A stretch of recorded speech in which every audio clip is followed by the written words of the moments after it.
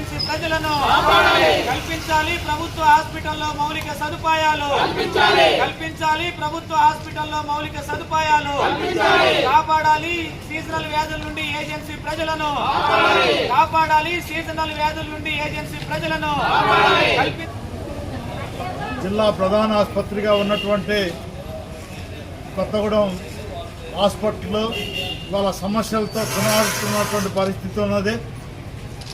రాష్ట్రంలో అత్యధిక మంది గిరిజనులు, దళితులు, ఇతర పేదలు నివసిస్తూ సరైనటువంటి వైద్యానికి నోసుకోలేనటువంటి ఈ జిల్లాలో ఇవాళ ప్రధానంగా భద్రాచలం అట్లాగే కొత్తగూడెం ఈ రెండు కేంద్రాల్లో ఉన్నటువంటి ఆసుపత్రులకు సంబంధించినటువంటి సమస్యలపైన ఇటీవల కాలంలో సిపిఎం ఆధ్వర్యంలో మొత్తం సర్వే కార్యక్రమాలు నిర్వహించడం అనేటటువంటి జరిగింది.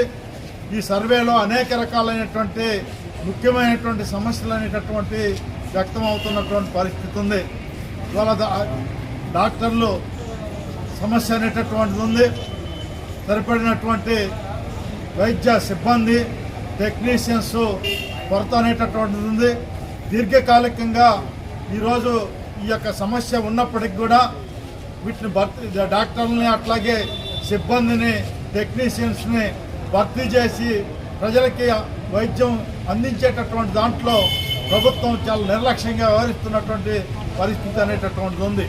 మరొక వైపున ఇవాళ భద్రాద్రి కొత్తగూడెం జిల్లాకి ఇవాళ వైద్య కళాశాల మంజూరు చేసినప్పటికీ అక్కడ సరైనటువంటి ప్రొఫెసర్స్ లేనటువంటి కొరతను కూడా ఎదుర్కొంటున్నటువంటి పరిస్థితి ఉన్నది.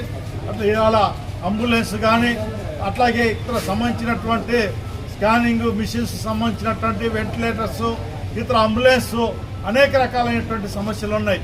అట్లాగే డ్రైనేజ్ ఇతర సంబంధించినటువంటి సమస్యలు ఉన్నప్పుడు